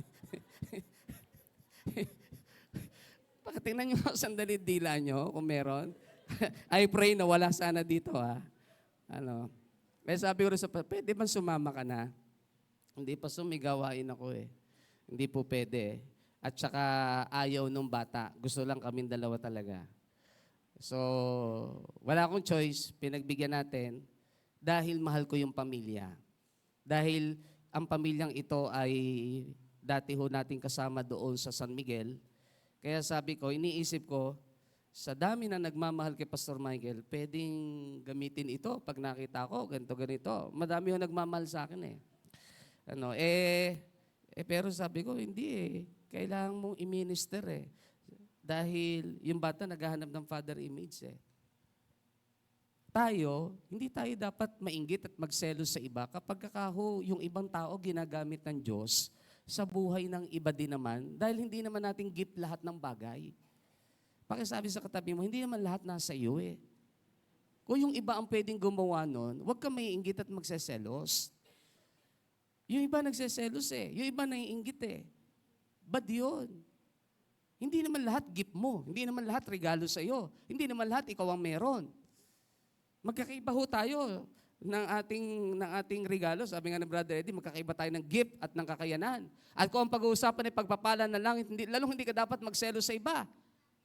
Dahil kapag ang iba'y pinagpapala, huwag ka mag-alala, kaya ka din pagpalain ng Diyos. Kahapon, ang ganda ng explanation ng ating spiritual director eh. Sabi niya, dun sa malalim na pag-aaral, pagdating sa heaven, yung pagpumitas ka lang ng isang bunga ng prutas, pag kinuha mong gano'n, automatic, meron na kagad eh. Ang point niyang binigyan ng diin, ang Diyos hindi nauubusan ng pagpapala sa kanyang warehouse sa langit. Lahat ng pangangailangan ng bawat isa sa atin, kayang ibigay ng Diyos. Hindi mo kinakailangan magselos sa iba. Andyan pa ho ba tayo? Kung ikaw, ang nabili mo nito nakarang Kapaskuhan, simple lang, be thankful to God. Minsan, hindi nyo alam, yung mga mayayaman, simple lang ang suot, hindi nga branded yung iba. Hindi nyo alam. May mga kilala ho ako, pag bumili ho, depende kasi sa nagsusuot minsan eh. Kung mo alam mo mayaman, kahit ano isuot, akala mo, okay. Di ba? Parang kayo din, ang tingin nyo sa akin. Kung mo alam nyo mayaman, wala akong naniniwalang wala tayong pera sa bulsa eh. Sino man maniniwala? Wala. Pagka nga sinasabi nating, Pastor, ang ganda-ganda ng suot mo eh. Wala akong maniniwala. Sa inyo ba may naniniwalang wala kayong pera? O marami? Pero, di ba, ang tingin nila sa atin, parang lagi tayong may blessing, pinagpapala. Parang hindi naman nila tayo nakikita nagkukulang eh. Kayo lang ho yata nakakakita nagkukulang kayo eh. Ang mundo hindi nakikita yon dahil alam nila mga anak ng Diyos pinagpapala lagi ng Lord. Amen? Malakpakan natin sandali ang Panginoon. So walang selosan. Walang selosan. O yung mga hindi nakakuha noong nakaraan sa Christmas party ng church. Baka yung iba nagalit. Yun lang pa, Pastor, pinapunta mo pa kami, yun lang pala ipamimigay mo. Actually, ang kagalitan nyo, yung mga leader natin, sila nagplano. Hindi, joke lang. Pero, kung hindi ka man nabunot, okay lang yun. Ganun talaga eh. It's okay. Kasi hindi naman, katuwaan lang yun. Kailangan lang nating iparamdam sa bawat isang, ang mundo nagse-celebrate. Lalo tayo may dahilan mag-celebrate kasi tayo tunay na anak ng Diyos. Di ba? Ba't naman magmumukmuk ka habang ang mundo nagse-celebrate? O, hindi ba? So tayo, yung mga hindi nakakuha noong nakaraan sa Christmas party, wag ho kayong mag-alala. Ano malay nyo, sa next year, kayo naman ang mabunot. Hindi nyo masasabi, di ba? Baka next year kayo na mabunot. Baka mas malaki na gift sa next year. Hindi nyo alam eh. No one knows eh, di ba? Parang nung nasa district ho kami Christmas party eh. Nakakatuwaan yung mga pastor kasi lahat ng pangalan nila nabunot na. Pangalan ko na lang hindi nabubunot. Yun yung grand prize nila. Nagkakainisan yung mga pastor. Pambihira ka, Pastor Michael. Sabi ko, kayo bumubunot ng pangalan, di naman ako No, minsan, katuwaan lang naman na sa amin yon. Kasi, masarap lang kasi minsang maiparamdam natin na tayo din naman nagse-celebrate talaga. Higit pa nga sa inaasahan ng mundo. Kasi tayo ang nakaranas ng totoong kaligtasan eh. Di ba? So yung mga regalong tinatanggap natin, bonus lang yon. Hindi naman yun talaga ang pinakamahalaga. Ang pinakamahalaga, ligtas ho tayong lahat. Amen? Kaya bonus lang yon, no? Yung mga natatanggap, hindi ko din alam kung yung nakuha yung rice cooker o yung mga kettle gumagana, no? Mas masarap po kung gumagana sana. Baka humamaya hindi umiinit. Ha? May mga plancha kung pag nabili nyo, pag sinaksakan nyo, parang refrigerator. Hindi ko alam kung yung nakuha nyo po ay okay. Kung hindi po okay, pakibalik ho kay Joyme. Si Joyme ho lahat ang may niyan eh. Ang gumawa ho niyan eh. Baka humamaya hindi gumagana. Be thankful kahit ano nakuha. Di ba? Hindi naman tayo nagpamigay ng ipit ng sinampay, di ba? May nagpamigay ba ng ipit ng sinampay? Wala naman, di ba? So kahit pa paano may level up. Tabo, may nagpamigay ba ng tabo? Pinagbabawal ko na ho tabo. Wala hong ganon. So, be thankful kung ano ho tinanggap po ninyo. Walang selosan. Pagkasabi sa katabi mo, huwag ka dapat magseselos. Ba't siya nabunot ako? Hindi. Di ba? Okay lang yon. Adversities in Joseph's life. Pangatlo, betrayal, blinded by envy and jealousy. After na magkaroon ng envy, after na magkaroon ng jealousy, ano ho ang pinakamabigat na nangyari po? Grabe ho. Betrayal ng kanyang sariling pamilya, ng kanyang sariling mga kapatid. In Genesis 37:12-36, mababasa niyo po kung paano binetray si Joseph ng kanyang mga kapatid. Joseph was sold by his own brother. In Genesis 37:26-27, ganito po ang binabanggit. Judah said to his brothers, "What will we gain if we kill our brother and cover up his blood?" Inihulog muna nila sa balon na walang laman nung dumating si Joseph kasi inutusan ni Jacob na dala ng pagkain. Mabuti ang gagawin ni Joseph, pero malayo pa lang siya, nakita na pinagplanuhan na. So hinubaran, everything, inihulog doon sa balon na walang tubig. Eh ang sabi ni Judah, what will we gain if we kill our brother? May mapapala ba tayo kung papatayin natin siya and cover up his blood? Ibig sabihin, pagtatakpan mo yung kanyang kamatayan. Verse 27, come, let's sell him to the Ismaelites. Kasi nakita ni Judah, may padaang mga Ismaelita. Hindi pa po pwedeng ganito na lang gawin natin. Ibenta na lang natin siya sa mga Ismaelita and not lay our hands on him. Imagine that. Ang isipan ni Judah, pag ibinenta si Joseph, parang wala na silang kasalanan. O dahil hindi nga nila papatayin, pero hindi nila alam. Matindi ho yung kanilang ginawa na yun. Ibinenta sa, let's sell him to the Ismaelites and not lay our hands on him. After all, he is our brother. Maganda pa motibo kung titingnan mo no? After all, he is our brother. Our own flesh and blood. His brothers agreed. So nagkasundo, ibenta na lang natin. Betrayal. Kailan nakapasok ang betrayal? Nauna muna ang envy, pangalawa ang jealousy, then kasunod ang betrayal.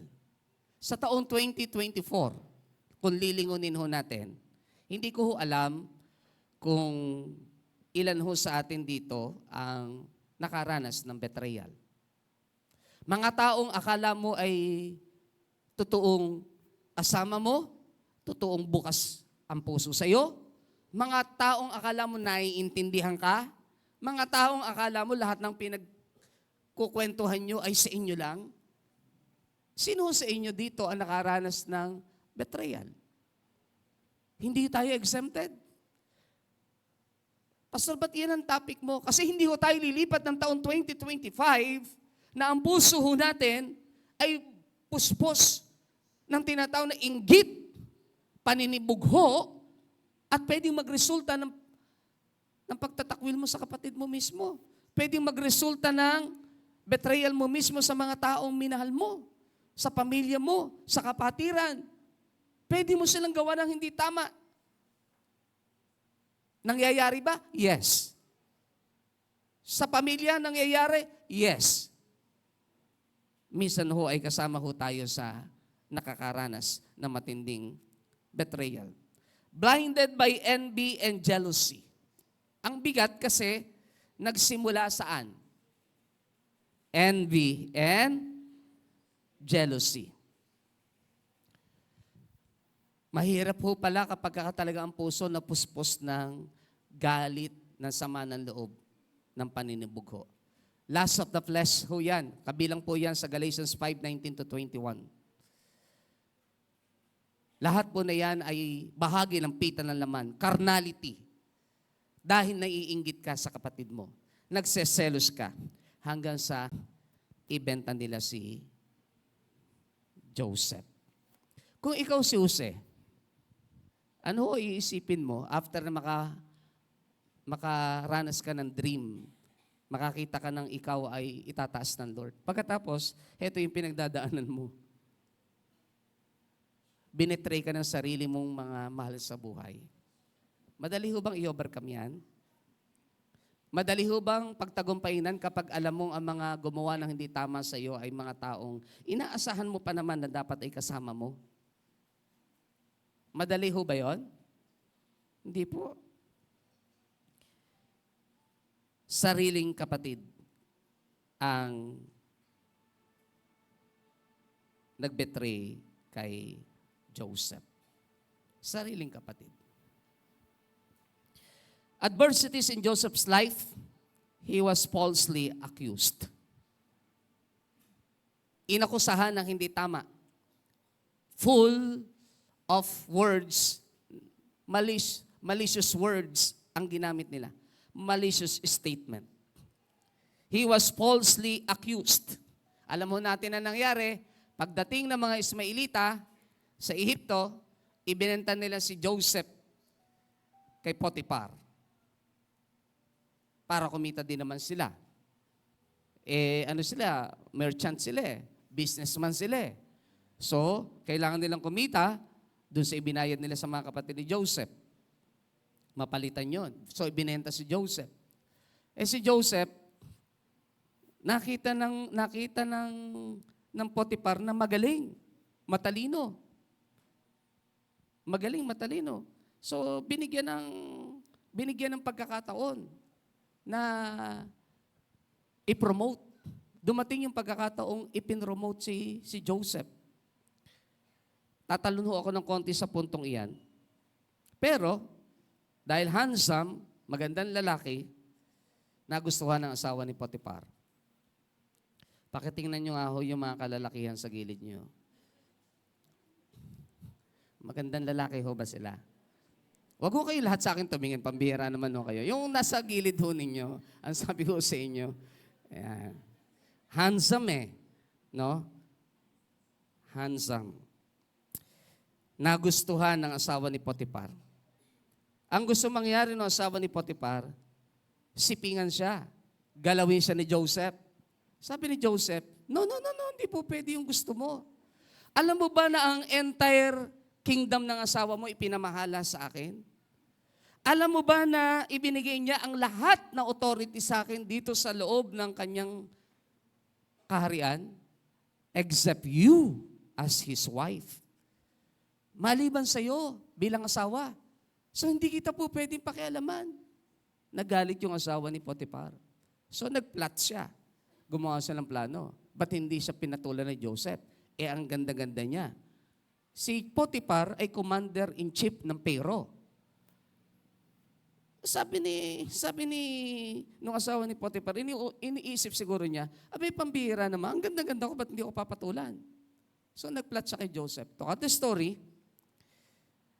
dumating ang pagkakataon, one day, sabi ng verse 11-16, he went into the house to attend to his duties, referring to Joseph.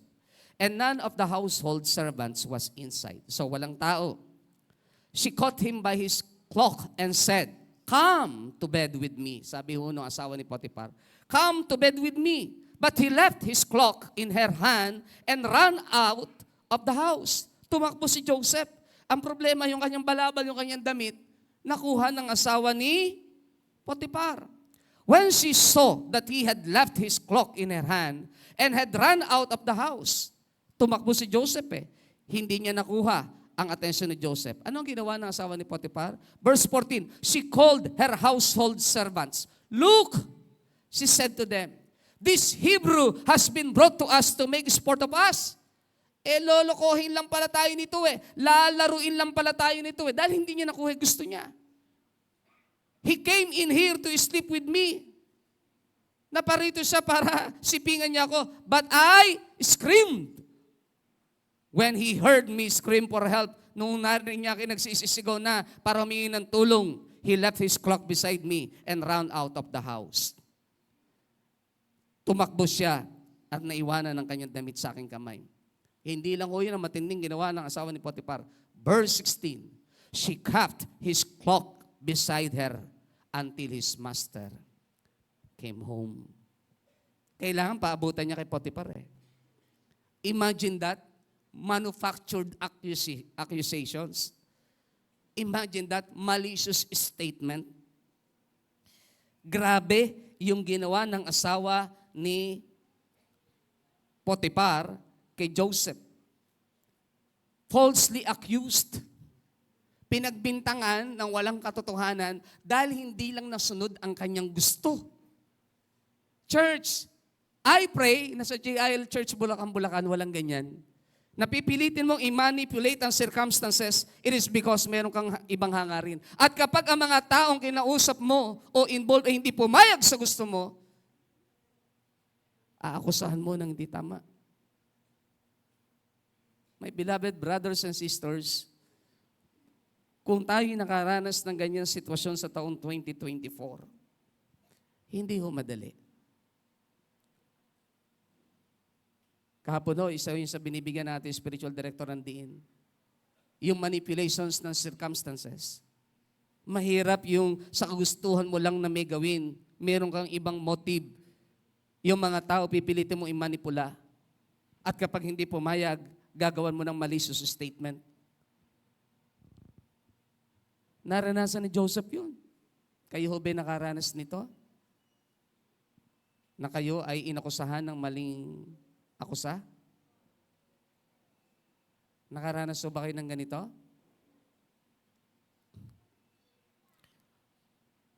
Yung nakita ka lang na medyo lumusog ng konti, pinamalita ka ng buntis yan. Lumusog lang ng konti Ipinamalita ka na ng kung ano-ano. Alam namang wala kang asawa. Diba? May ganun akong alam Nung ipatawag siya ng mga leader, binigyan siya ng akusasyon Nakakahiya Yung babae mismo, inililis mismo yung damit sa kanila Hindi nila matingnan Bakit? Inis na inis yung babae. Sige ho, sabihin niyo sa akin kung ako'y buntis. Di ba nakakaya minsan? Pakisabi sa katabi mo, kaya bawal talaga chismosa. Pangit Yung iba, ang karayo mo ginagamit, yung pangsulsi pa ng sako ng kinaban. Ano yung kinaban? Ang haba nun, ang talim nun. Kaya kung ikaw ay tumahi ng sitwasyon, ang galing mo. Talaga naman pag tinahi mo, tutup. Alam niyo ba yung mga salitang iyan? Yung sako, marunong ako manahin ng sako nung may palay. Pagka sa kabilang dulo, hinawakan mo ganon, ikinawit mo, isinarado mo, tututusin mo lang ganon yun. Pag sinabing tutup, doon sa dulo, magagaling yung iba. Tutup na tutup. Ang galing gumawa. Kompleto pa. No? May mga ganyan tao No? Falsely accused. Magsasite lang ho ako, pero okay lang ho, kahit mapanood tayo. Si Pastor Michael, nag-pray lang ho sa mga pastors, district pastors. Nag-pray ho akong ganyan. Hindi ko ho alam na may nag-picture sa akin. Sa picture may nakita hong sobre sa likuran ng bulsa ko. Ano ba mali ko, Sir Baam, napipicturean ako, nagpe-pray lang naman ako. Kaya minsan mahirap din pala yung may picture na may picture, no? Pagka yung mga tao gusto kong gawa ng usap, aba, kinuha picture. Kita mo si Pastor Michael, ang yabang, pinagmamalaki pa yung love gift niya, oh. Tingnan mo, nasa bulsa pa niya, oh. Panginoon ko, sorry ho. Pero sa JIL Bulacan, I pray na walang ganito. Malungkot to pagka kami mga ganong spirit No? Sa kagustuhan lang gawang ka ng akusasyon. Kaya pinarating ko, pakisabi mo sa kanya, baka gusto niya yung love gift ko, ibigay ko sa kanya. Pangit.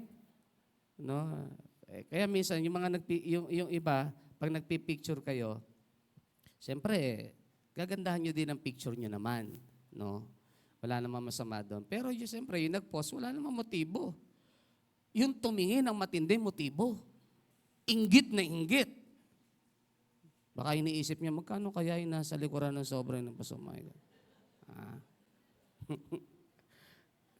Ako, maraming sobre dyan ngayon Kinukwento ko kahapon sa mga pastor Sabi ko, alam mo, Pastor, napakarami kong sobreng binili, yung ampaw. Yung sobre kong binili, ayoko kasi na may sulat ng Chinese, hindi ko maintindihan. Kaya hindi ako bumili nun. Nung kami nasa Taiwan, bumili ko ng plain, maganda pa pinili ko. So sabi niya, ganun ba? Sabi niya, oh yes, napakarami kong sobre. Ang naging problema ko lang ako noong December 25, hindi ko nalagyan. Walang laman lahat. Sabi, tawa siya ng tawa. Sabi, pambila, bumili ka pa sa Taiwan pa. Yun nga ako, pinagtataka ko Ang alam ko kako, malalagyan ko yan noong December 25. Ang malaki kong pagkakamali, wala pala ako ilalagay noong December 25. At least, marami akong sobre. Ngayon, baka may gusto sa inyo. For rent yung sobre yung iba nakakita na ng sobre kung ano na iniisip Kaya makikita mo, mararamdaman mo pag ang mga tao may inggit at may selos Madali. Madaling masalamin. Madaling masalamin. Yung pag nakita sa kapwa niya, nakakita ng bagong sapatos, bagong suot. Yung buong service doon nakatingin. Buong service. Hindi na naintindihan yung message ni pastor. Ganda ng kulay ng gilid Yung pambira. Buong service ng natin. Mahirap talaga pag puno ang puso na inggit at selos Ha? Huwag ganon. Pangit ho yun. Amen? Sa mga totoong Kristiyano, wala dapat, alas 10 na ba? Ikaw, Philip, kaya ka tumayo dyan, gusto mo lang makita ko yung orasan Hindi ka nagpapala. Hindi ka Ang galing ng style mo, Philip, malaki siya, kaya makikita ko. Joke lang, Philip, Si Joseph, imagine that, pinagplanuhan, falsely accused. Kung kayo nakaranas sa taong 2024 na inakusahan, church, don't worry. God knows everything. He knew everything. No need for us to defend ourselves.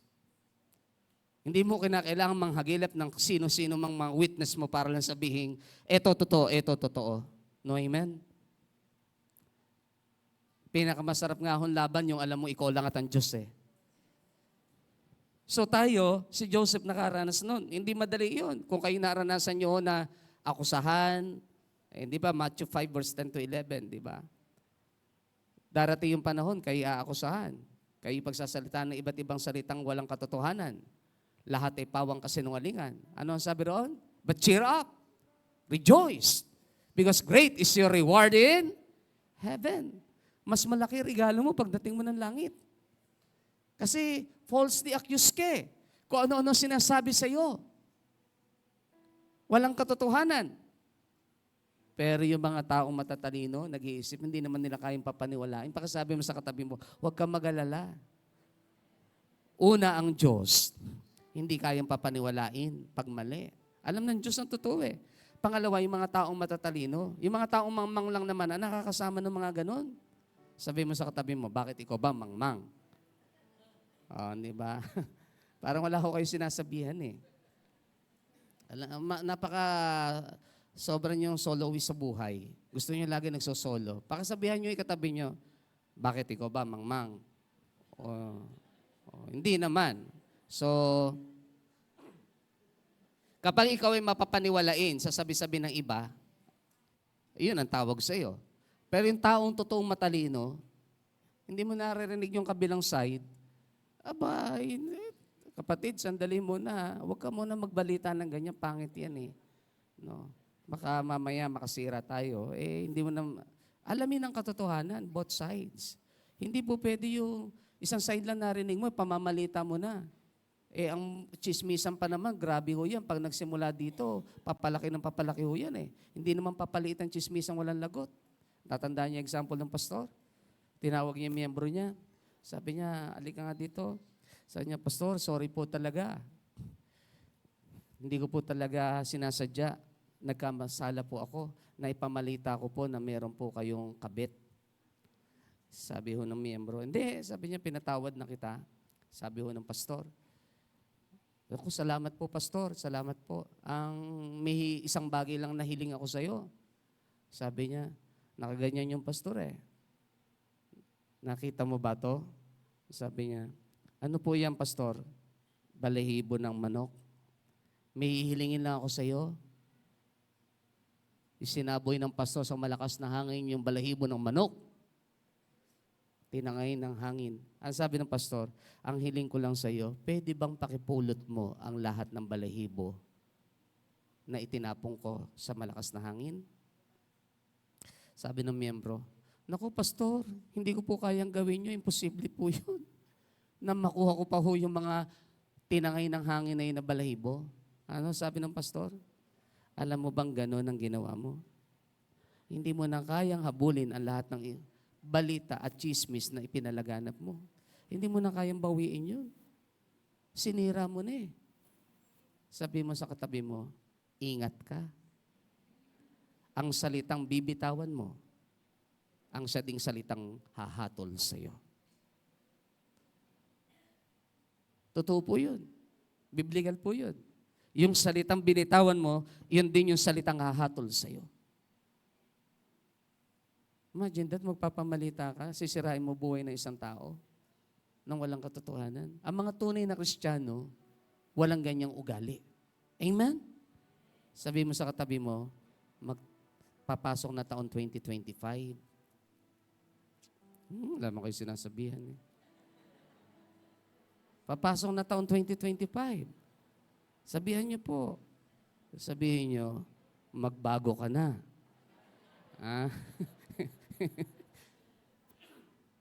Pero ako'y naniniwala, lahat ng dumadalo dito mababait. At hindi chismoso at chismosa. Amen? Palakpakan ho natin sandali ang Lord.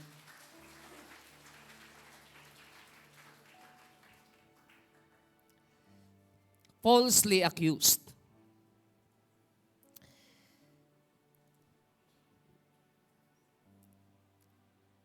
Panglima ho, NIN. Gusto ko makinig kayo mabuti para ho makuha niyo po ang pinaka-message. Lahat na ito, introduction lang eh. Adversities in Joseph's life. Number 5, he was forgotten by the people he did once good. Genesis 41, 1-14, Pharaoh's dream and the release of Joseph. Mababasa niyo po dyan. In Genesis 40, verse 14, NIV, but when all goes well with you, remember me and show me kindness. Mention me to Pharaoh and get me out of this prison. Mention me to Pharaoh and get me out of this prison. Alam niyo po kung ano context?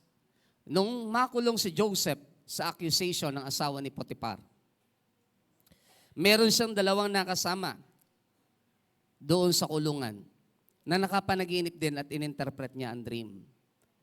Ang isang ininterpret niya ay siya'y puputulan ng ulo, ginawa ng Pharaoh.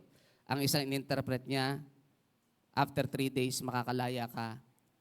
Ililift up ng Pharaoh ang iyong hatol makakalaya ka na. Pero ang sabi niya roon sa chief baker, pero bago ka makalaya, pwede ba akong humiling sa'yo? Pwede bang alalahanin mo naman ako kapag naroon ka na? Wala namang katotohanan yung accusation sa akin eh. Hindi ko naman talaga ginawa sa asawa ng Pero yun, yung paraphrasing. Ang sabi ho nung kasamahan niya sa prison, don't worry, Joseph. Yes, aalalahanin kita. Sasabihin ko sa kanya, lahat na walang katotohanan. Pero pag binasa nyo, ang Genesis 41 verse 1a NIV, when 2 full years had passed, Pharaoh had a dream. After na mapalaya, 3 days after na mapalaya, chapter 40 ho yun. Pagtuntong ng 41, ang binanggit na ho, when 2 full years had passed. 2 taon ang lumipas. Doon pa lang nagkaroon ng panaginip ang Pharaoh sa 7 taong kasaganaan at sa 7 taong kagutuman at naghahanap na mag-i-interpret ng dream. Doon lang naalala, after 2 years, nang kasama ni Joseph, na meron palang isang Joseph na nag-iintay na dapat nakalaya na noon pa. Though ang Diyos is a God of timing, perfect time ang Lord pagka kumikilos. But the point ay simple lang. Sometimes, whether we like it or not, may mga taong ginawan mo ng kabutihan minsan sa buhay mo. At humingi ka ng isang pabor. Pero sila din yung mga tao na binigo ka sa buhay mo. Mga taong nilimot nila ang bagay na ginawa sa iyo. Kaya tama ho ang ating spiritual director. Buti pa yung aso kahit sipain mo, pag umuwi ka, kakawag pa rin ng buntot kasi alam niyang ikaw ang amo. Pero ang tao, kahit ano gawin mo, pakainin mo man sa palad mo, ano man ang ibigay mo, time will come. Pag siya ay hindi mo napagbigyan sa isang pagkakataon o whatsoever, kakalimutan niya lahat ng kabutihang ginawa mo. Walang utang na loob ang tao. This is the reality. Walang utang na loob. Kaya ho tayo tinuturuan na every time na tayo maglilingkod, do it for the glory of God. Why? Only for Jesus. Dahil pag ginawa mo sa tao, lugi ka. Kasi yung tao madaling makalimot sa kabutihang ginawa mo. Kahit nga minsan, ang dami mo nang ginawang kabutihan, hindi pa rin niya maalala eh. Kasi walang satisfaction tayo. Tayo, may pagkakataong gusto na hingi lang na hingi ng tulong.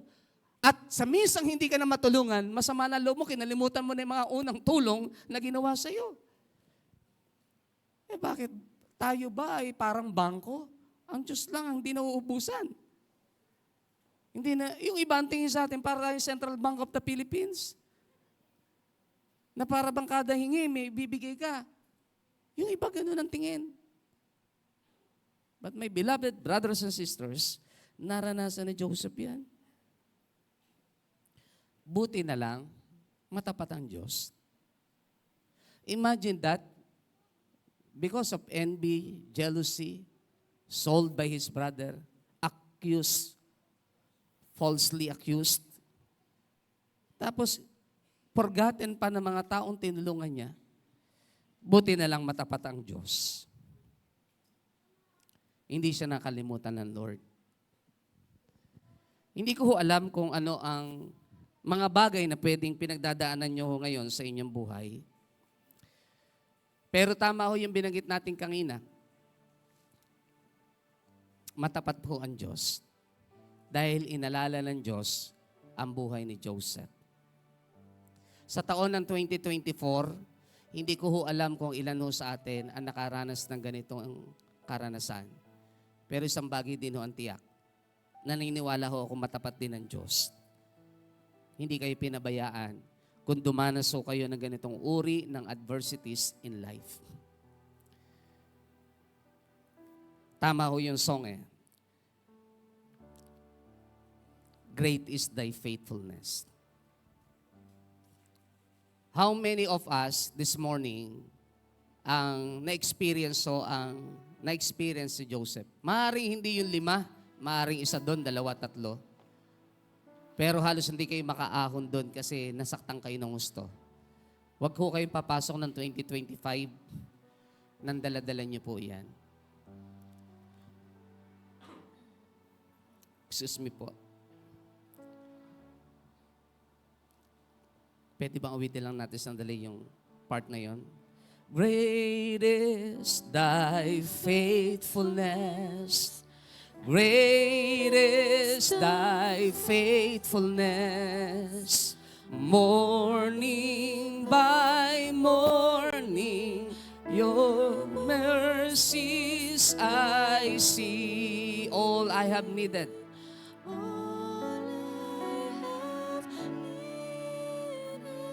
Thy hand hath provided. Great is thy faithfulness.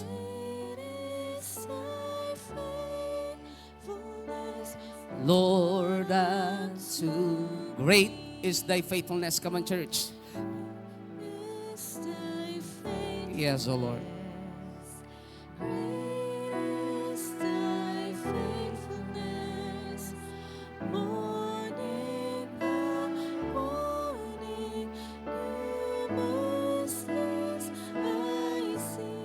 All I have needed, that thy hand hath provided. Great is thy faithfulness, Lord, unto me. Pwede ho bang musalang tayo sandali ng simpleng panalangin? Just be thankful to God. Dahil kung dumaan ho tayo sa ganyang mga pagsubok, ang Diyos naman po yung nanatiling matapat.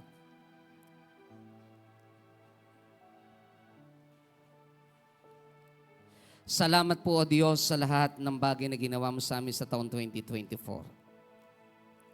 Sa panahong kami dumaan sa mga pagsubok ng buhay, sigwa ng alon sa dagat, hindi mo pinabayaan ang iyong mga anak. Ginabayan mo at pinatnubayan mo. Kaya kami nariritong lahat at nakatayo pa rin sa iyong dakilang harapan. Maraming po salamat. Pwede bang minsan pa nating palakpakan ng Lord? Gusto ko lang tapusin ang ilang slides. Genesis 45:7-8, NIV, but God sent me ahead of you to preserve for you a remnant on earth and to save your lives by a great deliverance. So then it was not you who sent me here, but God. He made me father to Pharaoh, lord of his entire household, and ruler of all Egypt. Ito yung time na si Joseph ay naging gobernador na ng Ehipto. But church, kagaya ho ng binanggit ko kanina, at uulitin ko ho sa next slide, adversities, challenges, troubles, and injustices that we've experienced before can make us better or bitter. It gives us the chance to forgive or not to forgive. Lahat ho na yan ay nasa atin hong desisyon eh. Pwede tayong gumanda ang buhay, pwede masira ang buhay, pwedeng maging mapait ang karanasan, pero pwedeng bumuti din naman ang karanasan. Pwede ding hindi magpatawad, pero pwede rin naman magpatawad. Nasa atin ho yun. Pero si Joseph, sa kanyang naranasan ng mga adversities, troubles, injustices, challenges sa kanyang buhay, yun ang humubog sa kanya. I pray this morning na ang lahat na naranasan natin sa taon 2024, ito yung humubog ng ating pagkatao to make us more, better, and better. Not to become bitter. Ang dalangin ko po na ang lahat ng karanasan na meron po tayo ngayon pong oras na ito, ang siyang naging paghahanda po natin sa pagpasok natin sa taong 2025. Someone said, Joseph's story isn't one of victimhood. It's a testament to the extraordinary power of overcoming adversity.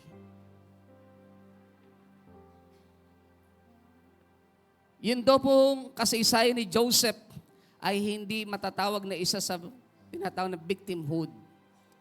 Meaning, hindi tinignan ni Joseph na parang biktima ako dito eh. Ako aping-api dito eh. But church, ang gandang tingnan na it is a testament to the extraordinary power of overcoming adversity. Amidst the heartbreak, he made a choice. He focused on what he could control. His own attitude, integrity, and unwavering work ethic. Mas nag-focus sa alin ba yung pwede kong baguhin? Alin ba yung pwede kong kontrolin? Apektado ako, nasaktan ako, nakaranas ako ng iba't ibang injustices, iba't ibang problema, pagsubok, hindi naman ako ang mali. Pero dahil hindi mo kontrolado ang sitwasyon, alin yung kokontrolin mo? Your response to your adversity, your attitude. Mas pipiliin ba natin maging bitter? No, amen. Mas masarap maging better. Magmula doon sa mga paghubog na pinagdaanan mo, pinakamasarap ang maging better, not bitter. Proverbs 24 verse 10, if thou faint in the day of adversity, thy strength is small. If thou faint in the day of adversity, thy strength is small. Doon po sa King James Version. Sa NIV ang ginamit, if you falter in a time of trouble, pag ikay bumagsak, lumihis, nagbago ka ng direksyon sa panahon ng trouble sa buhay mo, sumuko ka, umayo ka, gumibap ka, how small is your strength? Napakaliit ng iyong kalakasan kapag gano'n ang ginawa mo. But the question is this, saan ba kumukuha ng kalakasan ng isang tao? Saan ba tayo kumukuha ng tinatawag na strength sa panahon po ng ating mga pagsubok? Si Joseph, he discovered this profound truth that his strength comes from choosing how to respond to his own circumstances. Paano ba siya tutugon? Doon siya kumuha ng lakas. Apektado ako nito nasaktan ako nito. Pero papabayaan ko ba ang sarili ko na bumaon sa nararamdaman at lalo akong maging bitter? Mapuno ng sama ng loob ang puso ko? No, amen. Mas pipiliin ko na maging mabuti. Mas pipiliin kong maging okay. Mas pipiliin kong magpatuloy. Mas pipiliin kong paglingkuran pa rin ng Diyos. Amen? Palakpakan po natin sandali ang Panginoon. James 1:2-4, consider it pure joy, my brothers and sisters, whenever you face trials of many kinds, because you know that the testing of your faith produces perseverance, and let perseverance finish its work so that you may be mature and complete, not lacking anything. Gusto ko pong bigyan ng diin yan before I end. Consider it pure joy, my brothers and sisters. Bakit i-consider mo, ituturing mong kagalakan kapag dumaraan ka whenever you face trials of many kinds? Sinagot po ng verse 3, because you know that the testing of your faith produces perseverance. Kasi pag sinusubok ka, nagbibigay yon. Yung pananampalataya mo, pag sinubok, nagbibigay yon. Umuusbong doon yung tinatawag na katatagan, yung tinatawag na katsagaan. At kapag meron ka ng perseverance finish its work so that you may be mature. Listen carefully. Kapag pala ikaw ay dumaraan sa adversities and challenges ng buhay, doon pala talaga hinuhubog ng Diyos ang maturity ng isang Kristiyano. Paano ka tutugon? Paano mo itatama ang puso mo? Paano mo ia-align ang heart mo pa rin sa Diyos kahit nasaktan ka? Doon pala pumapasok ang maturity. Andyan pa ho ba kayo? Consider it pure joy. Hindi ho kayo natalo nang dumaan kayo sa pagsubok. At the end of the day, pag tama ang pagtugon, kayo ang panalo. Kapag tama ang pagtugon, ikaw ang panalo. Hindi ikaw ang talo, kapatid. Kaya akala nung iba ang mahalaga, mapatunayang ikaw lang ang tama. That is a big no, amen. Hindi sa lahat ng argumento ang pinakamahalaga mapatunayang ikaw ang tama. Pwede ka manalo sa argumento, pero ang puso mo apektado. Ang pinakamahalaga pa rin, sa huli, ikaw ang nanalo dahil mas pinili mo na maging matured sa pamamagitan ng paraan ng pagtugon mo sa bawat pagsubok na dumaan at dumarating sa buhay mo. My beloved brothers and sisters, pagdating ho natin sa taong 2025, bago tayo umalis sa taong 2024, kaya ho nating sabihin, kay Kristo lang ho nagmumula ang ating kalakasan. Amen? Mas malakas ang palakpak sa Diyos. Yes, O Lord. Hallelujah. Mas malakas pa ho dyan para sa Diyos. In Christ alone, I place my trust and find my glory in the power of the cross. In every victory, let it be said of me, my source of strength, my source of hope. My source of hope Yes. is Christ Tumayo po tayong lahat. In Christ alone. In Christ alone, I place my trust and find my glory in the power of the cross. In every victory, let it be said of me, my source of strength, my source of hope is Christ alone. In Christ alone. In Christ alone, I place my trust and find my glory in the power of the cross. In every victory, let it be said of me, my source of strength, my source of hope is Christ alone. In every victory, let it be said of me, My source of strength, my source of hope is Christ alone. sa huling yugto, Panginoon, ng aming buhay sa taong 2024, nais po namin balikan ang isang katotohanan. Ang totoong lakas namin ay sa iyo lamang nagmumula. Hindi po ito nanggaling kahit kanino man. Hindi po kami nakapagpapatuloy dahil sa mga tao nakapaligid sa amin. Nakapagpapatuloy po kami dahil sa iyo. At sa iyo lamang, O Diyos. Salamat dahil kami pinapalakas mo. Salamat dahil kami, Panginoon, ay itinatayo mo. Salamat dahil kami binubuo mo. Salamat po, O Diyos, dahil kami pinagagaling mo. Lahat ng sugat sa aming puso, lahat ng nangyari at naganap. Ang taong 2024, nagpapasalamat po kami dahil hinubog po kami ng taong ito. Salamat po, Diyos.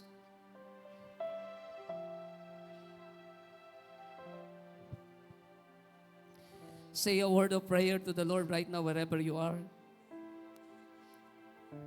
Just speak to the Lord right now. Tell Him everything. Maging ang inyo po mga wounds, you can tell to God and ask God that once again to heal you and to fill you with the power of the Holy Spirit and with His strength.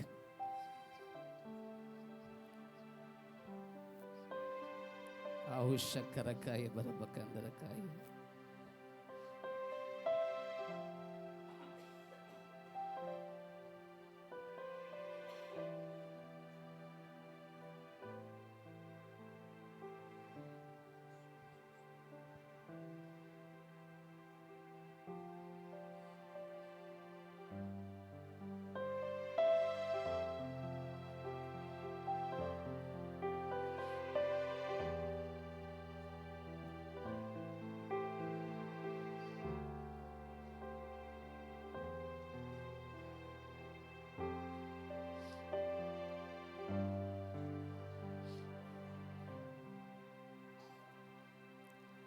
In Christ alone, I place my trust and find my glory in the power of the cross.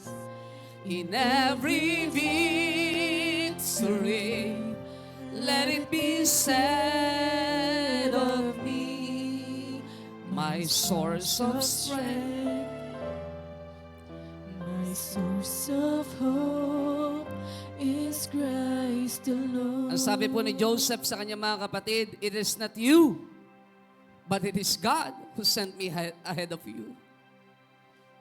At the end of his day, isa lang ho na-realize ni Joseph, ang Diyos ang naging sentro ng kanyang paglilingkod dahil ang Diyos din naman ang dahilan kung bakit naroon siya sa ganung sitwasyon ng kanyang buhay. Church, sa taong ito na 2024, pwede ba sumambit lang tayo ng pasasalamat sa Diyos sa lahat ng bagay na ginawa niya sa taong ito? At kung papaanong tayo itinawid ng Diyos sa taong 2024, papasok ko tayo sa taong 2025, punong-puno ng pagtitiwala sa Diyos, na kung paano tayo nagtagumpay sa taong ito, ganon din, higit pa, ang gagawin ng Diyos sa taong 2025. Pagtatagumpayanin tayo ng Diyos at patuloy nating mararanasan ang kanyang pagsama, ang lahat ng pagpapala, benepisyo ng krus ng Kalbaryo. Father, I pray, let there be an open heaven, O God, upon your people, O Lord, in the name of Jesus, and pour out your blessings, O God. Pour out the benefits of the cross of Calvary upon your people, O God, in the name of Jesus. Oh, Sakaya Baraba Kandarakaya Baraba Kandarakaya. Even the strength, O God, even the strength to overcome, even the strength to overcome, O God, release unto your people right now in the name of Jesus. In the name of Jesus. Oh, Sakaya Baraba Kandarakaya Baraba Kandarakaya. Sakaya Baraba Kandarakaya Baraba Kandarakaya. Oh, yes, oh Jesus. In Christ alone. Christ alone.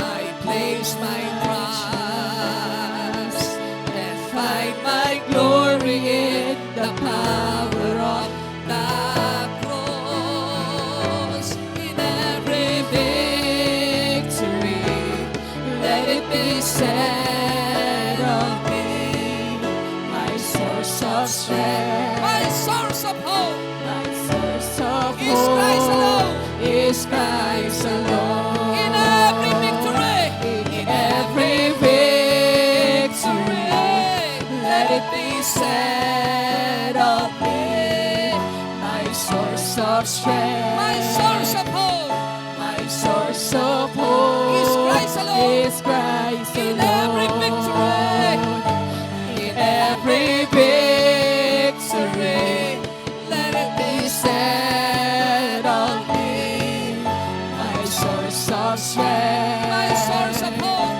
my source of hope is Christ alone. Ang lahat po ng pasasalamat, ang lahat ng pagpupuri, ang lahat ng kaluwalhatian, ang lahat ng kadakilaan sa taong ito ng 2024, ang lahat ng naranasan naming pagpapala, tagumpay man at kabiguan, O Diyos, lahat ng ito'y binabalik namin ang lahat ng parangal at pagpapasalamat sa iyo.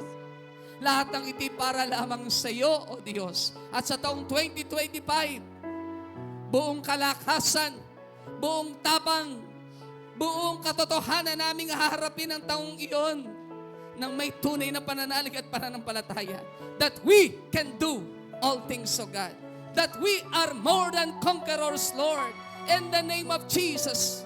In the name of Jesus. In the name of Jesus. Maraming pong salamat, O Diyos. Sa iyo ang lahat ng kaluwalhatian, lahat ng kadakilaan, sa pangalan ng pinakamataas sa pangalan, sa pangalan ng aming Panginoong Jesus. Amen, and amen, and amen, and amen. In every victory, in every victory, let it be said of me, my source of strength, my source of hope, my source of hope, yes, Lord, is Christ alone. In every victory, in every victory, let it be said. Habang nakataas po ang ating pong kamay, may source of strength, may source of hope.